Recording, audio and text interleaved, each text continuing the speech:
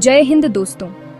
Road to freedom के पिछले episode में हमने बंगाल विभाजन के बारे से विस्तार से देखा था। साथ ही इसके प्रतिक्रिया में भारतीय जनता द्वारा स्वदेशी आंदोलन और इन सब हालात में मुस्लिम लीग के गठन के बारे में भी जाना था। आज के वीडियो में हम बात करेंगे गांधी जी के भारत वापसी और उसके बाद के प्रमुख घटनाओं की, जिसमें लखनऊ समझौता, चंपारण सत्याग्रह, खेड़ा सत्याग्रह और अहमदाबाद मिल मजदूर आंदोलन जैसे प्रमुख घटना शामिल है। साथ ही हम देखेंगे कि कैसे इन आंदोलनों ने भारतीय स्वतंत्रता संग्राम को एक नई ताकत दी, जिसके वजह से 1947 में आखिरकार अंग्रेजों को भारत छोड़कर जाना पड़ा।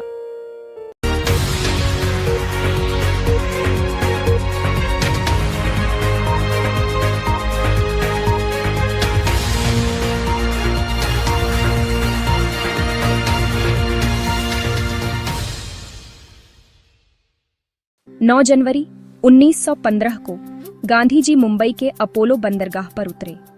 दक्षिण अफ्रीका में रंगभेद के खिलाफ उनके सफल सत्याग्रह की खबरें पहले ही भारत पहुंच चुकी थीं, लेकिन गांधी ने राजनीति में जल्दी नहीं की। उन्होंने अपने राजनीतिक गुरु गोपाल कृष्ण गोखले की सलाह पर भारत को जानने और समझने के लिए 1 साल का समय लिया। उन्होंने देश के कोने कोने की यात्रा की, किसानों, मजदूरों और आम जनता की पीड़ा को करीब से समझा। उन्होंने बहुत ज्यादा गरीबी और गहरी सामाजिक समस्याएं देखीं। उन्हें एहसास हुआ कि असली आजादी गांवों में मिलेगी, सिर्फ शहरों की सभाओं में नहीं। गांधी ने अपना आश्रम साबरमती नदी के पास बनाया, सादगी से रहते थे और हाथ से बुने कपड़े पहनते थे ताकि आम लोगों से जुड़ सकें। इसने गांधी को भारत के दिल को समझने का मौका दिया, इससे पहले कि वो उसका नेतृत्व करते। लोग उन्हें महात्मा कहने लगे। लोगों को उनमें एक ऐसा नेता दिखा जो सच में उनका दर्द महसूस करता था। गांधी का लोगों से गहरा जुड़ाव एक आंदोलन की नींव बन गया, जो जल्द ही पूरे देश में फैलने वाला था। उन्होंने अमीर और गरीब गांव वालों के बीच की दीवारें तोड़ी, जिससे आजादी की लड़ाई सबकी लड़ाई बन गई। 1916 का कांग्रेस अधिवेशन भारतीय इतिहास में एक महत्वपूर्ण मोड़ था, जिसने कई बड़े घटनाक्रमों को एक साथ देखा। यह अधिवेशन लखनऊ में हुआ था और इसकी अध्यक्षता अंबिका चरण मजूमदार ने की थी। गांधी जी पहली बार कांग्रेस के इस अधिवेशन में शामिल हुए। यह वही मंच था जहां उनकी मुलाकात जवाहरलाल नेहरू से हुई थी। इस अधिवेशन ने गांधी जी को राष्ट्रीय स्तर पर पहचान दिलाई और यहीं से उनके महात्मा बनने की नींव रखी गई। यह अधिवेशन अपने ऐतिहासिक समझौते के लिए सबसे ज्यादा जाना जाता है, जिसे लखनऊ समझौता या लखनऊ पैक्ट कहते हैं। इस समझौते के तहत भारतीय राष्ट्रीय कांग्रेस और अखिल भारतीय मुस्लिम लीग एक साथ आए। इस समझौते का उद्देश्य संवैधानिक सुधारों की संयुक्त मांग के लिए दोनों प्रमुख राजनीतिक दलों को एकजुट करना था। बाल गंगाधर तिलक और एनी बेसेंट जैसे नेताओं के प्रयासों से कांग्रेस के भीतर नरम दल और गरम दल के नेता भी फिर से एक हुए। इसी अधिवेशन के दौरान बिहार के एक किसान नेता पंडित राजकुमार शुक्ल ने गांधी जी से मुलाकात की। उन्होंने गांधी जी को चंपारण के किसानों की दुर्दशा के बारे में बताया, जो अंग्रेजों द्वारा लगाए गए 3 कठिया प्रणाली के तहत नील की खेती करने के लिए मजबूर थे। राजकुमार शुक्ल के बार बार आग्रह करने पर गांधी जी ने चंपारण आने का आश्वासन दिया। इसी निमंत्रण के कारण गांधी जी ने 1917 में चंपारण सत्याग्रह की शुरुआत की, जो भारत में उनका पहला सफल सत्याग्रह था। इस तरह 1916 का लखनऊ अधिवेशन न केवल कांग्रेस और मुस्लिम लीग के बीच एकता का प्रतीक बना, बल्कि इसने भारतीय स्वतंत्रता संग्राम में महात्मा गांधी के नेतृत्व के उदय का भी मार्ग प्रशस्त किया। पंडित राजकुमार शुक्ला के निमंत्रण के बाद 1917 में महात्मा गांधी बिहार के चंपारण पहुंचे, जहां उन्होंने भारत में अपने पहले सत्याग्रह की शुरुआत की। इसका मुख्य कारण नील की खेती करने वाले किसानों का शोषण था। अंग्रेज बागान मालिक किसानों को अपनी जमीन के कम से कम 3/20 हिस्से पर नील उगाने के लिए मजबूर करते थे, जिसे तिनकठिया प्रणाली कहा जाता था।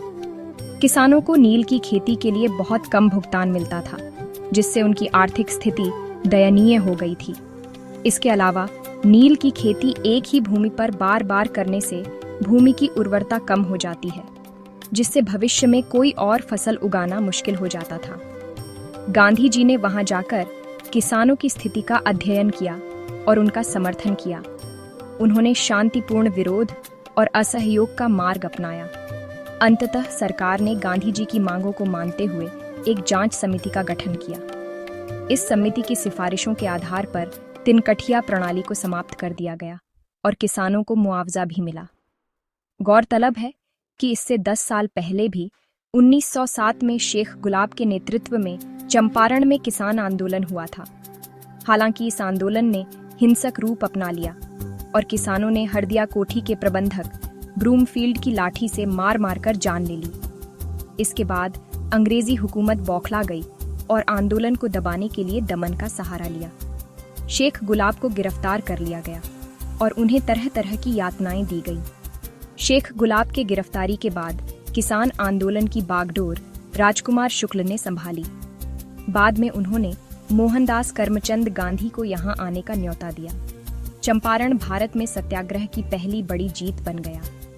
गांधी ने साबित किया कि सच्चाई और अहिंसा अन्याय को हरा सकती है। गरिमा और प्रतिरोध का एक नया अध्याय शुरू हो चुका था। चंपारण में मिली सफलता ने पूरे देश में उम्मीद जगाई। चंपारण के बाद 1918 में गांधी जी गुजरात के खेड़ा पहुंचे, जहां फसल खराब होने से किसान बेहाल थे। सरकार के नियम के अनुसार यदि फसल सामान्य उपज के 25% से कम हो तो किसानों को लगान में छूट मिलती थी। खेड़ा में फसल की पैदावार इस मापदंड से भी बहुत कम थी। किसानों ने सरकार से लगान माफ करने की अपील की। सरकार ने किसानों की अपील पर ध्यान नहीं दिया और लगान में कोई छूट नहीं दी। सरकार ने किसानों पर पूरा लगान देने के लिए दबाव बनाना शुरू कर दिया। गांधी और सरदार वल्लभ भाई पटेल ने जांच की और किसानों की हालत की पुष्टि की। गांधी जी ने स्थिति को समझा और किसानों को लगान न देने के लिए प्रोत्साहित किया। साथ ही उन्होंने किसानों को अहिंसक विरोध प्रदर्शन करने के लिए प्रेरित किया। किसानों ने गांधी जी के आह्वान पर सत्याग्रह में भाग लिया और लगान देने से इनकार कर दिया। सरकार ने संपत्ति जब्त की और कई लोगों को गिरफ्तार किया, लेकिन किसान डटे रहे। आंदोलन के तेज होने और किसानों की दृढ़ता को देखकर सरकार पर दबाव बढ़ने लगा। सरकार को यह एहसास होने लगा कि आंदोलन और भी बड़ा रूप ले सकता है। आखिरकार ब्रिटिश सरकार को किसानों के सामने झुकना पड़ा। सरकार ने एक गोपनीय निर्देश जारी किया, जिसमें यह कहा गया कि जो किसान गरीब हैं, उनका लगान माफ कर दिया जाएगा। इसके साथ ही यह भी घोषणा की गई कि जो किसान सक्षम हैं, सिर्फ उनसे ही लगान लिया जाएगा। इस घोषणा के बाद गांधी जी ने सत्याग्रह को समाप्त कर दिया। इस सत्याग्रह में सरदार वल्लभ भाई पटेल ने भी गांधी जी का साथ दिया और किसानों को संगठित किया। इंदुलाल याज्ञिक, महादेव देसाई और नरहरि पारेख जैसे नेताओं ने भी इस आंदोलन में महत्वपूर्ण भूमिका निभाई। खेड़ा के संघर्ष ने दूसरों को न्याय के लिए खड़े होने के लिए प्रेरित किया। इस आंदोलन ने दिखाया कि आम लोग सच्चाई में एकजुट होकर सबसे बड़े साम्राज्य को चुनौती दे सकते हैं। जब खेड़ा का संघर्ष जारी था, अहमदाबाद की कपड़ा मिलों में एक नया संकट खड़ा हो गया। अहमदाबाद मिल मजदूर आंदोलन भारत के स्वतंत्रता संग्राम के दौरान एक महत्वपूर्ण घटना थी। यह आंदोलन 1918 में अहमदाबाद शहर में हुआ था। इसकी शुरुआत महात्मा गांधी के नेतृत्व में हुई थी। आंदोलन का मुख्य कारण मजदूरों की कम मजदूरी और प्लेग बोनस को लेकर था। उस समय अहमदाबाद में प्लेग की महामारी फैली हुई थी और मिल मालिक मजदूरों को प्लेग बोनस दे रहे थे। जब प्लेग खत्म हुआ तो मिल मालिकों ने यह बोनस देना बंद कर दिया, जिससे मजदूरों में भारी रोष फैल गया। जो मजदूर रुके थे, उन्होंने अधिक वेतन की मांग की थी, क्योंकि वे जोखिम भरे माहौल में काम कर रहे थे। पहले विश्व युद्ध के कारण महंगाई चरम पर थी और मजदूरों के लिए सिर्फ उनकी सामान्य सैलरी में गुजारा करना बहुत मुश्किल था। मजदूर 50% वेतन वृद्धि की मांग कर रहे थे, लेकिन मिल मालिक सिर्फ 20% देने को तैयार थे। ऐसे में अनुसुईयाबेन साराभाई ने मजदूरों का साथ दिया और महात्मा गांधी को इस मामले में हस्तक्षेप करने के लिए आमंत्रित किया। गांधी जी ने स्थिति को समझा और मजदूरों की मांग को सही ठहराया, लेकिन उन्होंने 50% की जगह 35% वेतन वृद्धि की मांग रखने का सुझाव दिया। मिल मालिकों ने इस मांग को अस्वीकार कर दिया, जिसके बाद गांधी जी ने मजदूरों को शांतिपूर्ण हड़ताल पर जाने का सुझाव दिया। कुछ दिनों तक मजदूर हड़ताल पर रहे, लेकिन जब हड़ताल लंबी खिंचने लगी तो धीरे धीरे उनका मनोबल कमजोर होने लगा।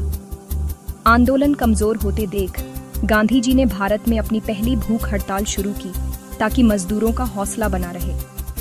आखिर में गांधी जी के प्रयासों और मजदूरों के दृढ़ संकल्प के कारण मिल मालिक समझौता करने को राजी हुए और एक ट्रिब्यूनल यानी कि मध्यस्थता न्यायाधिकरण का गठन किया गया।